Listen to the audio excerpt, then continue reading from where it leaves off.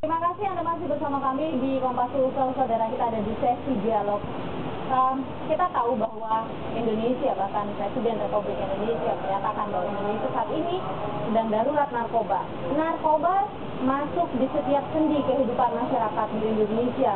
Dan kita juga lihat bagaimana Indonesia dan juga bagaimana pemerintah berupaya untuk memerangi narkoba. Sulawesi Selatan juga adalah salah satu wilayah yang pengguna narkobanya tinggi. Nah, kita akan berbincangkan hal ini bersama dengan Panglima Kodam atau Pangdam Kodam 14 Hasanuddin. Saya sudah bersama dan sudah hadir di tempat yang luar biasa. Hari ini saya bersama dengan Majen TNI Agus Surya Bakti, Pangdam 14 Hasanuddin. Selamat pagi Bapak. Selamat pagi. Apa kabar hari ini? Baik, alhamdulillah. Aktivitas kayaknya padat ya? Cukup padat. Ya.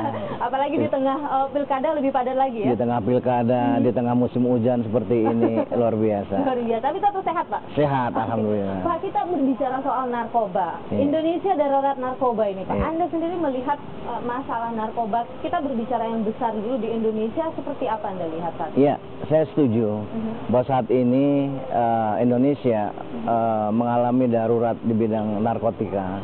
Ya. Jadi kita melihat bagaimana narkoba ini masuk ke semua bidang kehidupan masyarakat. Iya. Kemudian indikator lain adalah tertangkapnya baik gembong narkoba maupun narkoba yang masuk ke Indonesia. Ya, luar biasa. Belum lagi yang tertangkap di daerah. Ya, jadi kita melihat bahwa kalau dulu orang bicara darurat terorisme, ya, kemudian darurat moralitas, ya, sekarang darurat narkoba. Kita menjadi dan ini harus menjadi perhatian kita semua, karena kita melihat sasarannya sudah menyasar anak-anak kita, mulai SD sekarang, mulai anak-anak SD. Kita melihat di media bagaimana anak-anak SD suka kepada permen-permen tertentu. Setelah diselidikin, ternyata permen itu mengandung zat-zat narkoba. Iya, betul sekali. Kalau kita berbicara Sulawesi Selatan, Pak, Sulawesi Selatan adalah salah satu daerah yang boleh dikatakan sebagai daerah yang sangat tinggi pengguna narkotikanya, narkobanya seperti itu. Nah, Anda sendiri melihat sampai dengan saat ini bagaimana di Sulawesi Selatan? Iya, saya melihat bahwa di Sulawesi Selatan ini juga merupakan daerah yang rawan narkoba. Data-datanya kita lihat bahwa tingkat pengguna narkoba dari data-data BNN dari 2015 ke 2016 naik sekitar 8%. Dari 2016 ke 2017 juga naik terus sampai 2018. Meningkat terus ya? Meningkat terus. Nah, kemudian kita lihat bagaimana titik-titik masuk narkoba juga ditemukan. Bandara Sultan Hasanuddin dalam catatan kami dalam 2 tahun terakhir ada 24 kasus narkoba yang masuk.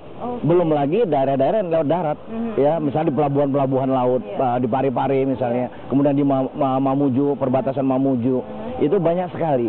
Belum lagi yang ditangkap-tangkap, apakah itu di perumahan ataupun di tempat-tempat mereka mengkonsumsi maupun dia memproduk narkoba. Termasuk asrama tentara. Nah, ini juga, ini bahayanya. Kalau sudah narkoba masuk asrama tentara, wah, tingkat daruratnya harus kita atensi. Itu ada apa sampai narkoba bisa masuk ke ke TNI begitu Pak? Iya, saya kira wajar. Ya, jadi di samping dia menyasar anak-anak generasi muda, juga dia menyasar TNI dan Polri. Karena apa? Dia ingin mendapat sebuah perlindungan. Ya, perlindungan. Kami mentenggarain ada upaya untuk melakukan sebuah bisnis narkoba maupun pesta narkoba di asrama-asrama tentara untuk menghindari intaian kepolisian. Nah, dia nggak tahu kalau kita juga tentara sekarang lagi gencar-gencarnya bersih-bersih di dalam tentara, sehingga bagi TNI kita bagaimana membersihkan dulu asrama kita, anggota kita bebas narkoba. Dan ini bukan pekerjaan yang gampang. Tapi ini apakah menurut Anda ada semacam upaya untuk melemahkan pertahanan bangsa kita? Iya, pasti. Menyasar ke TNI, pasti. Polri? Iya. Kalau kita melihat ciri-ciri perang proksi maupun yang paling terkenal terakhir adalah hybrid warfare, bagaimana mengkombinasikan semua jenis perang, maka narkoba menjadi satu alat untuk menghancurkan sebuah bangsa tanpa sebuah pertempuran. Pertempurannya dia kasih aja narkoba dalam segala bentuk. Anak-anak SD-nya, anak SMP dikasih permen, anak-anak SMA dikasih narkoba, kemudian dikasih dijual harga yang murah, kemudian jenis-jenis narkobanya yang gampang bisa dibeli oleh anak-anak sekolah, ya. Nah, bahkan terakhir karena orang sudah ketagihan sama narkoba, maka dia lari kepada lem. Nah, ini sangat terkenal di Makassar. Oke. Bahwa anak-anak muda itu ngelem. Iya, itu lebih banyak murah, bahkan, Pak, iya di kan? Makassar. Satu kaleng lem dia bisa rombongan 8 orang teler gitu ya. Dan akibatnya menghancurkan jutaan saraf di kepala dia. Oke. Kalau Gitu. Kita bicara di wilayah Kodam 14 Hasanuddin sendiri, itu sejauh ini ada catatan berapa banyak TNI yang terlibat dalam narkotika? Iya, jadi kebijakan Panglima TNI bahwa narkoba adalah barang haram bagi TNI. Iya, betul. Siapa yang terlibat, apapun dia, pengedar, pemakai, apapun namanya narkoba, langsung dipecat. Pemecatan, Pak? Pemecatan. Dan ini sudah terbukti. Dari tahun 2015 saya di sini, kita melakukan bersih-bersih ke dalam. Itu ada sekitar 56 kasus yang melibatkan Bintara, Tamtama maupun Perwira itu sendiri. Itu di 2015 sampai 2017. Ya. Nah, kemudian kita langsung sebuah operasi, sebuah operasi, sehingga terungkaplah 56 kasus. Dari 56 kasus itu 44 dipecat. 44 dipecat, kemudian ada 6 yang dikembalikan dengan hukum disiplin. Kenapa tidak dipecat? Karena tidak cukup bukti. Kan ada juga laporan masyarakat, setelah kita cek, oh ternyata hanya fitnah, itu kita kembalikan. Ada yang sekarang masih dalam proses ini dua kasus sedang dalam proses. Nah, upaya yang dilakukan oleh Kodam 14 Hasanuddin, ya, saya kira ini ramai di media ya, terutama seorang kolonel yang juga tertangkap pada saat itu.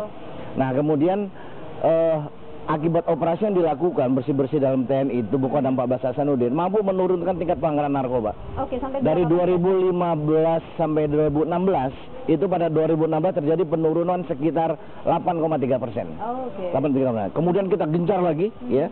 Dari 2016 ke 2017, itu tahun 2017 mampu menurunkan angka menjadi 83,3%. Itu luar biasa. Ya. Tapi tentunya banyak korban yang terjadi. Nggak apa-apa. Ya, artinya kita harus yakin bahwa semua anggota kita itu bebas narkoba. Nggak apa-apa yang tangan diamputasi agar tidak merusak semua tubuh. Betul. Begitu ya, Pak? Ya, Tapi gitu. Di sini keterlibatannya itu apakah sebagai pengguna ataukah keterlibatannya dalam hal juga menjadi backup bagi Jadi kalau kita lihat sebagian besar 50% itu pengguna. Itu adalah mereka yang mendapat pengaruh dari teman-temannya di luar, ya, sehingga dia terpengaruh keluar malam, bujangan biasanya, gitu ya. Kemudian dia mengguna. Ada sekitar 2% dia sebagai pengedar, ya. Jadi itu kita bisa ungkapkan detail dan alhamdulillah di 2018 ini baru hanya satu kasus terjadi. Bayangkan 2015, 16, 17 kita udah begitu gencar masih terjadi. Apalagi di luar pada masyarakat. Ini dia di asrama, dia di bawah kendali komando komandannya, tiap hari ketemu masih terjadi.